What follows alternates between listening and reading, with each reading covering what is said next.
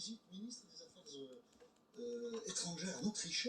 Et cette valse-là, hélas on ne peut pas utiliser l'image, tellement c'était grotesque, avait beaucoup amusé l'Europe et inquiété aussi, parce qu'elle montre le savoir-faire de Vladimir Poutine pour attirer dans ses filets des dirigeants européens.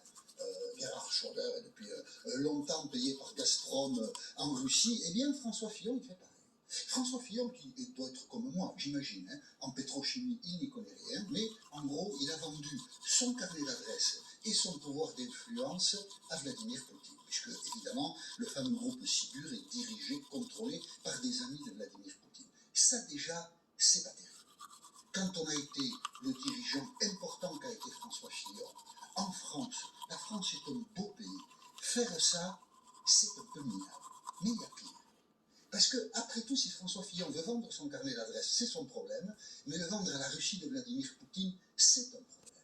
Parce que ce pays est autoritaire, voire dictatorial. On ne parle plus de Alexei Navalny, qui est dans un camp de rééducation forcé depuis des années. On l'a oublié. Que nous a appris Navalny à nous occidentaux?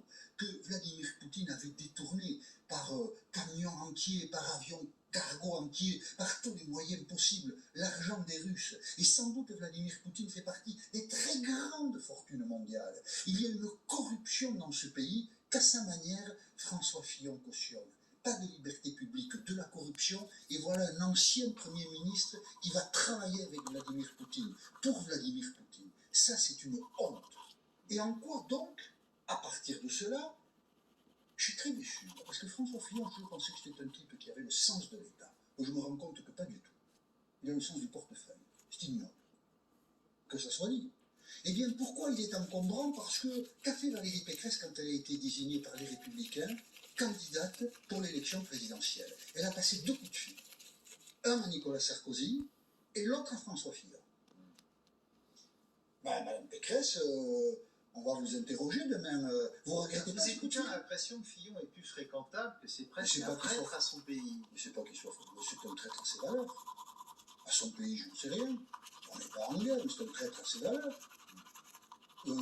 Quelles sont les valeurs de François Fillon par rapport à la démocratie quand on va servir le pouvoir russe comme ça?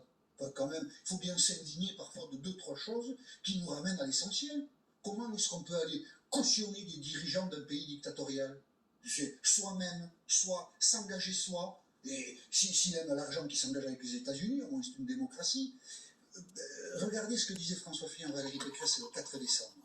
Il lui disait bravo Valérie, que gagne la France. On va voir le tweet de François Fillon, voilà. Et gagne pour la France.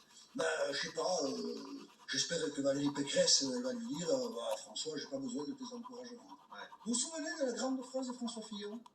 Août 2016, oui. Dans les primaires. Écoutez, tiens, on va les réécouter. Il avait payé suffisamment cher. On l'écoute, François Fillon. Qui imagine un seul instant le général de Gaulle Piégé dans une compagnie russe au profit de Vladimir Poutine? Eh bien, moi, je ne l'imaginais pas.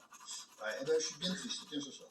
C'était qui, imaginez-vous, le général de Gaulle mis en examen, et il allait être mis en examen 3 semaines après, je crois. Non, lui, un peu plus tard, oui, quelques mois après, puisque l'affaire des costumes. François Fillon, on savait qu'il aimait l'argent après les affaires de 2017, quand même. On a le droit d'aimer l'argent.